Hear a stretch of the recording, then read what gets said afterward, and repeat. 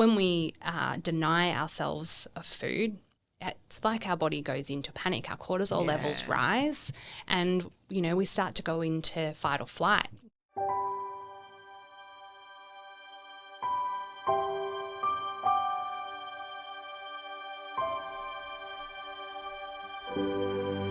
Hi everyone and welcome back to No Place Like Home. I am your host Larissa and we're back with Claire. Hello. Today we are going to talk about feeding for postpartum. So we're going to suck a whole lot of knowledge from you today, Excellent. Claire. Let's go for it. So we know that there are multiple studies that suggest over 50% of new mothers experience uncertainty or inadequacy regarding their postpartum nutrition. Yeah. I certainly know from experience that I didn't eat in my postpartum. The incredible Dr. Serelak believes that over 50% of mothers suffer from some degree of postnatal depletion, which is often related to nutrition. Yeah, absolutely.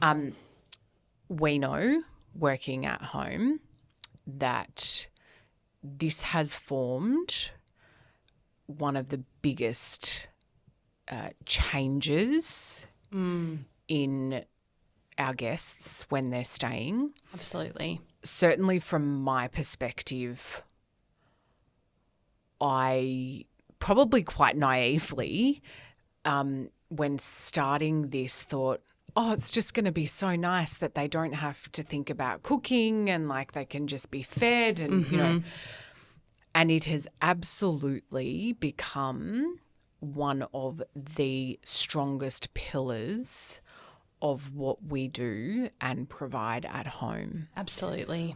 I think we talk a lot about intention in what we do at home. And I think yourself and Vaughan brought this up with me the other day because I thought I had this weird and wonderful idea and I love the team. They're like, no risk. But we talked a lot, you and Vaughan talked a lot around intention and the intention that goes into the food that we prepare. Yeah.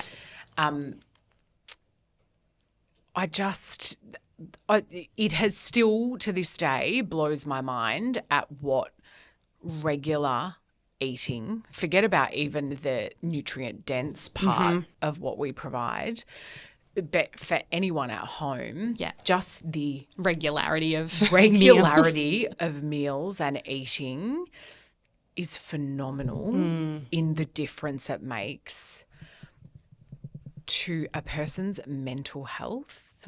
Enormous. Yeah. And I think like this will sound to someone listening probably like, well, of course. Yeah. But when you see it, when you see someone walk into the space at home and then leave a completely different human being, like just that element of food and nutrition is just phenomenal. Yeah. So we want to just unpack some of the common nutritional challenges in postpartum. Obviously, it's going to differ, but not largely on breastfeeding and not. Yeah. But let's kind of get stuck into it. So a study found that 60% of lactating postpartum mothers had inadequate dietary diversity. So this talks a lot to we'll just go back to my mint slice biscuit addiction in my postpartum. I had no diversity. It was just probably a whole lot of carbohydrates and sugar. Yeah. Very common because it gives you energy. So you don't, especially when you add in some sleep deprivation and fatigue. Yes. People are looking for something that's going to give them a quick blood sugar lift. Yeah. And don't really care about the fall down. So it's like sugar is such a big big one. And then I suppose when we think about like you're doing all the things in your postpartum, right? There's a lot. And then to think that you potentially need to think about your carbohydrate, protein, fat, Micronutrients, dairy. Like, yeah, how do we make that as easy as we can while still trying to provide that diversity of nutrition in postpartum? So I think what I'd love to do today is kind of give some, with your knowledge and background, like, okay, this can be a really simple breakfast that hits these parts of it. Totally. Yeah. Okay. Yeah. The period postpartum often leads to prioritizing convenience Definitely. over nutritional quality. Yeah, absolutely. I'm going to go rogue here. And again, producer Rach is going to roll her eyes. Sorry, Rach. But I just think it's potentially going to take us on a tangent that listeners will get a lot of benefit out of. And we can kind of flip backwards and forwards. Yeah. But if we could break it up into like a breakfast, lunch, dinner vibe, and then these are some snacks. Yeah, and absolutely. This is a really easy way to sort of pre-prepare.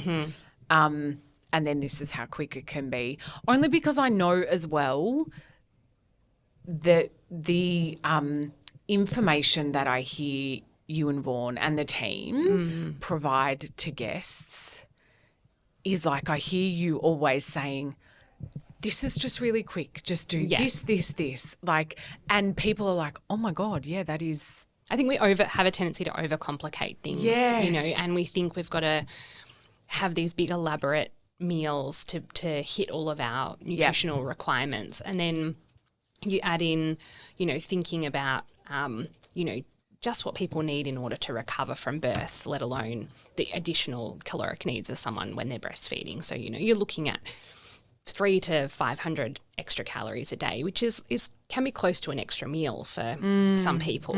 And obviously that is variable based on people's, you know, base metabolic rate and how frequently they're feeding and all of those sort of things. Then you add in like just pressure on birthing people to, bounce back and lose weight. And then you find people just completely overwhelmed and then they'll just reach for whatever is the most convenient, which is, like you said, biscuits, toast is like such a common one because people can just put toast in, walk away, and then, some Vegemite on toast. And something as simple as the type of bread that you choose, like one piece of sourdough bread can have up to 7 grams of protein. Like that's huge. So, you know, and then what can we put on it? Exactly. So if you're looking at that versus, you know, like just your bog standard kind of white bread, which is probably lucky to have 1 gram of protein. But if you go with just a good piece of bread, if you added something like peanut butter, you're getting protein, and any other kind of nut butter that is would also add more protein, good fats, getting a good range of micronutrients like magnesium in there as well. If you can make it happen, an egg is ideal because you're getting this kind of whole food. Yep. You're getting really good micronutrients like choline. You're getting vitamin D, vitamin A, all of your kind of fat-soluble nutrients into something like an egg. An egg on toast, you're probably looking at maybe 10 to 12 grams of protein just from that one meal. Great. So in terms of satiating hunger, blood glucose regulation, you're in a much better stead to get, you know, a few hours of satiation out of something like that versus, you know, a piece of white bread with Vegemite, which, you know, you're probably going to feel hungry half an hour after having that, especially if you're breastfeeding. Like we often find that when mums come in and they talk about breastfeeding and that they're, you know, always hungry, once we start feeding them nutrient-dense food, they're like, oh, I haven't felt full like this in months. Yes. And that can be just from having a bowl of porridge for breakfast. Yeah. And, you know, porridge is so simple and so lends itself to such variability, right? So, you know, adding just quick oats into a big jar, add a few tablespoons of cinnamon, some chia seeds, some hemp seeds, shake it up. You've got kind of like a pre-made porridge mix, right? And that is simple. You just take half a cup, add it to a bowl. You don't even need to put the stove on. You're not having to stand there and stir. Add boiling water to that. let it sit for a few minutes, top it with some yogurt, again, like some fruit or some sort of nut butter. Yeah. And again, you're looking at something that's going to get you close to that kind of 10 grams of protein for a bowl, really high in soluble and insoluble fibre. So really good for digestion, which is obviously also can be problematic for people postpartum, especially after C-sections where they've been, you know, having painkillers that can often constipate and just, you know, hemorrhoids and other things that come after labour when people can have some digestive problems. Oats are also fantastic for breast milk production. They're a natural improver of lactation. We call them a galactagogue food. Galactagogue, that's it. So they actually improve milk supply. So for people who are struggling, that's a fantastic way. Yeah, exactly. And again, you're going to have that stable blood sugar. You're going to feel satiated for a few hours and then go in with, you know, your lunches, your snacks, that sort of thing. And it... Yeah. How good's a bowl of porridge for brekkie? And porridge, I think, is one of those things that people think like, oh, it's just a winter food. But you can also, it doesn't have to be porridge, you know, it can be overnight oats. And that people can eat those cold, you know. And it just depends on what you top it with. Yes. You can make things interesting, but, yeah, having that as a, you know, soak the oats overnight, have them in a container, top it with some yogurt, and you've got kind of a very quick one-handed super meal. quick. Quicker than actually doing toast. Absolutely, you have to wait is. for toast. Exactly. And, like you burn toast, you could much more, room for error. Yes. Yeah, definitely. Okay. Snacks. Yeah.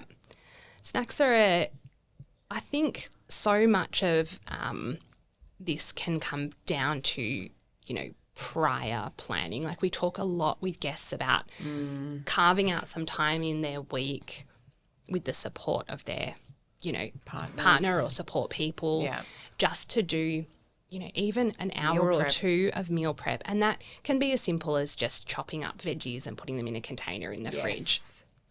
Actually doing like a Woolies online order and making sure you've got groceries coming on a Monday morning so you know you kind of have some easy one-handed things available. Yeah. Setting yourself up with those kind of snack options. So things like veggie sticks and hummus, nuts. Nuts are like such a fantastic high calorie, high nutrient density food. Again, really good for blood sugar levels. And are there any nuts more than others that I would just go with a good mix, to be honest. Okay. You're going to get more variability in, you know, interest, texture, flavour, you know, as well as those micronutrients. Things like pumpkin seeds are really high in zinc. Sunflower seeds are really high in things like vitamin E. You know, walnuts, almonds, cashews are going to be really high in things like manganese, magnesium. Yeah. So they're all going to be really beneficial just to have as part of your snack repertoire. And like dips like hummus, guacamole, you know, some mashed avocado with lemon juice, salt, pepper. It's really simple, but it's again like you're getting those good healthy fats.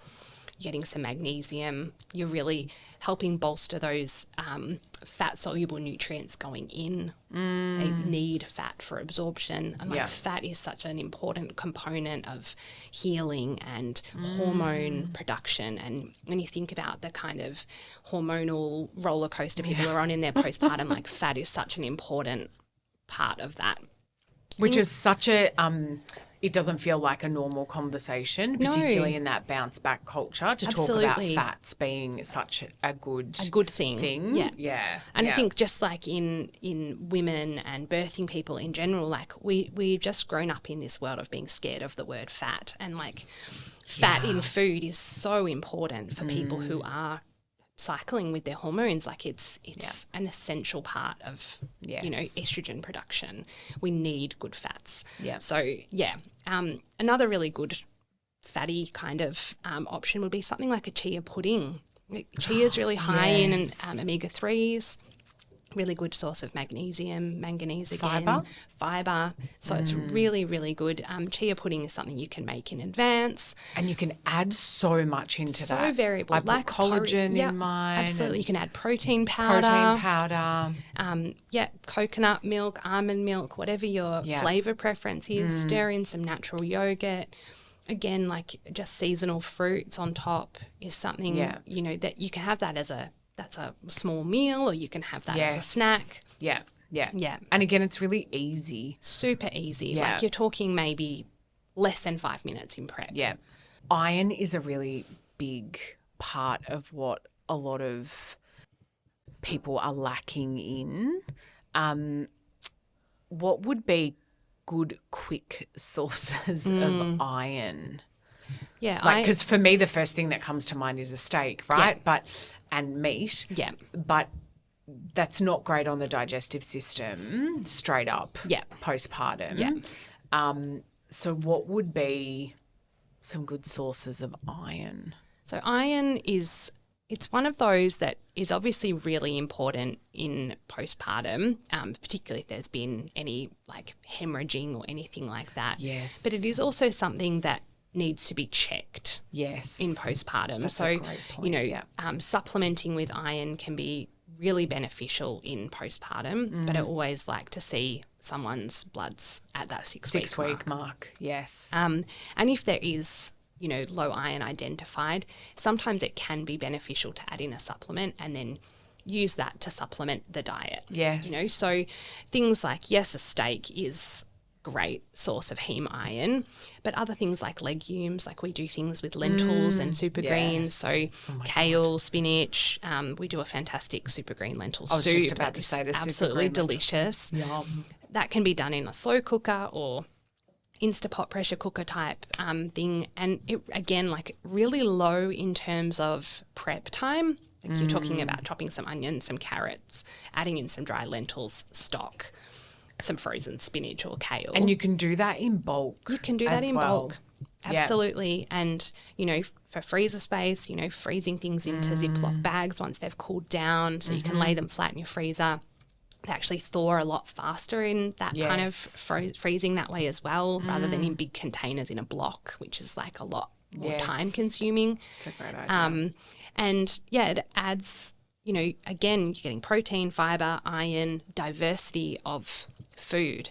You're getting texture. like exactly like maybe 6 or 8 different ingredients in one meal. So good. And that's kind of the key in postpartum, is this like variability of food. Yes. Rather than just eating the same thing over and over again. Yeah. And yes, like if you do eat meat, cooking slow cooked beef, things like that. Yeah, so it's easier to digest. Easier in the digestion. Things like bone broths, things that are really high in collagen.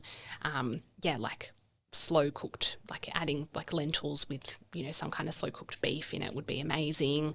And again, like it's just about having the support to get some prep done in that time. It's a big part of it, It's a huge part of it. Yeah. And it kind of is, it's all intertwined, because if you're getting sleep, you're going to have energy to think about, you know, meal prep. Yeah. If you're sleep deprived and hungry, it's like your brain actually just cannot even process how you would find 5 minutes in the day to make a chia pudding. So it sounds ridiculous when someone says that to you as an option. And that's why when guests come in at the start of their stay, they're so overwhelmed by, you know, the food and how amazing it is. And they think, God, I could never eat like this at home. By the end of the stay, when they've actually watched us prep things, they're like, oh, that actually looks really simple. Yeah. Like, what did you put in that again? Oh, I can do that. And suddenly, like, they've had 3 or 4 nights of sleep, or more sleep than they were getting. Yes. They've eaten 3 meals plus snacks. Yes. And suddenly, like, their brains come back online. Yeah, the cognitive function goes through the roof. Enormous. Yeah. And they're like, oh, I could do that at home. Things don't feel overwhelming like they did. Yeah. And that comes so much down to the nutrition. Like it is such a foundational pillar of postpartum. It's huge. Yeah. It really and it is. needs to be prioritised over weight loss. Like it needs to be prioritized over, you know, any of these kind of fad things. Like, yes, hydration is important, but, you know, food is so important, and rest. And like, honestly, if you can nail those two things, you're setting yourself up for success, really. And it's that reverse psychology of the more you eat, you will actually lose the weight. Absolutely, absolutely, because your body is not in crisis. Your body is not in, when we deny ourselves of food, it's like our body goes into panic. Our cortisol levels rise, and, you know, we start to go into fight or flight, basically, and we're coming at it from a place of our body not knowing where the next meal is coming from. And particularly when we're breastfeeding, it can be quite normal for people to struggle to lose weight because their body is naturally holding on to more through this time of feeding so that they can continue to draw on their stores to make milk. Of course. So the more people eat and nourish their bodies with what's actually needed, you know, the better it is for the baby, the better it is for them, the better their milk supply. We see people's milk supplies rocket. Oh my God, it is. You know, people who are concerned about low milk supply, and then, you know, even a day or two of eating, they're like, oh my gosh, my breasts are so full. Yeah. I didn't know I had this much milk, like I'm leaking, you know, and it's like, oh, that's because you've been eating oats every day. And then they suddenly realise, you know, the impact of food and breast milk supply. Yeah, and then the interest goes up. Absolutely. And I think it's such a huge part of that. Like, we want everyone to be able to take home stuff from home. Yeah. But I feel like the nutrition benefits that people leave with are huge. Absolutely. And make such a difference. And even when we're checking in with people after, there is that feedback of, oh, like I'm still doing this and I'm still doing that. And it's all around that nutrition. Definitely. And like one of the other really simple in inverted commas, like lunch kind of ideas that is so variable or allows for that kind of diversity is like a nourish bowl. It's such a simple concept really, but, you know, cooking some grains at the start of the week, rice, quinoa, buckwheat, even roasting some sweet potato or potato, just so you've got some sort of starch as a base to your bowl, and then adding literally any other kind of vegetable, tomato, cucumber, grated carrot, corn, avocado, you know, beans, avocado, any kind of protein, you know, whether that be salmon, tuna, egg, tofu, whatever. And it's just having that kind of combination of foods. And it's, again, like such diversity. It's literally a rainbow in a bowl. You're getting fiber, you're getting fat, you're getting protein, you're getting carbohydrate, and you can change it. Like it's so variable based on what you've got. It just takes a little bit of prep at the start of the week, and prepping those things into separate containers. I think sometimes people get stuck on the idea that they need to prep everything into one container so it's a whole meal ready to go. Oh, yeah. Whereas if you prep the rice and then you prep the grated carrot and you put some leaves in it, it's all ready to go, and you just have to grab. And that's so simple. Yeah. And I think it's good, you know, for everyone that's like, oh my God, meals and snacks. Even if you just did those 3 really good meals, breakfast, lunch and dinner with that variety, that's going to be a lot better. And you'll notice a huge difference, even if you don't have time for the snacks or even to have a snack that, even if your snack is that piece of Vegemite toast. Yes. If you've set yourself up with 3 good meals in the day, you're going to feel so much better. Yeah. And if you set yourself up, you know, with your blood sugar levels at an even keel, you're probably not going to reach for those things. And if you, want to have your chocolate at the end of the day, or you want to have your mint sliced bickies in there, then there's space for that as well. I think what I've also noticed is that once people feel the effects of that nutrition and the variety, it actually spurs you on to want to eat like that. Yeah, absolutely. Because the differences are actually remarkable. Yeah, huge. They're just incredible. Yeah. Before we wrap up, I just want to talk about some of the barriers that we hear from our guests, because I'm sure they're incredibly common. I know one that I hear all the time is just time. Yeah, I don't absolutely. have time. And I think that goes back to the meal prep that you were talking. Yeah, and resourcing, people often talk about how they've got people that want to help them, but they don't really know what help they need. And it's like sometimes it can be watching the baby so you can do meal prep, or sometimes it could be like, hey, can you bring some cooked rice over with you that I can portion out for the week or whatever. Such a great idea. There's simple things, like not everyone has family that want to cook them elaborate meals or whatever, but everyone can ask, like a pot of rice. A component of a meal is still a valuable resource to have in your fridge. Obviously, time is a big one.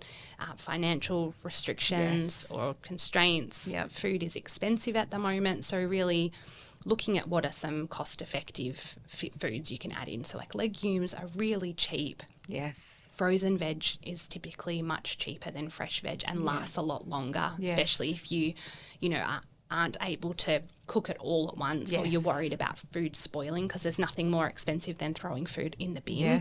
So, big bags of frozen kale, frozen spinach, frozen corn, frozen peas, things like that, really cost effective. And dried legumes are very, very reasonably priced, and you can make soups and stews and things like that. Dietary restrictions or limitations, people have gotten advice to cut out dairy or soy. From a maternal child health nurse or GP or something, and perhaps they're given that piece of information with nothing else attached to it. It's like it just suddenly leaves it's them like, in no man's land. Oh, I have to cut out dairy. I don't know what to eat because I put cheese on everything and then I can't eat anything. And it's like, well, you can eat those things without cheese, but they can't seem to see through that mist when they're given those things. And I think that again comes down to already probably being nutrient deficient and sleep deprived, that it just feels so overwhelming to take away. And food is such a comfort. And when you start, messing with what people can eat, that they're finding some available joy in this trenches of new parenthood, it can feel really overwhelming. So, giving people some information around that. And then, education is a big piece as well. People just don't necessarily know what is good food. And, that's a bigger conversation, right? It is, and we have run a couple of cooking classes at home. So if there's enough interest, we'll look to reignite them again. But I know that people who attended the couple that we did found them hugely beneficial. And because it's all of that stuff that our guests get. During their stay. So, and it takes away that overwhelm. And that education of like, this is just how simple a meal can look without lots of complication. Definitely. It doesn't have to be complicated to be nourishing. It doesn't have to be complicated. It doesn't have to take a lot of time. Like we can really just pare things right back. Amazing. Thank you. Thank you. It's been super informative. I hope everyone else there has gotten some takeaways from this episode. We will see you again soon. This podcast represents the opinions of our hosts and their guest speakers. Views and opinions expressed in the podcast are our own and do not represent that of our places of work. This podcast is for informational purposes only, and content here should not be taken as medical or professional advice. Please consult your healthcare professional for any personal recommendations and medical care.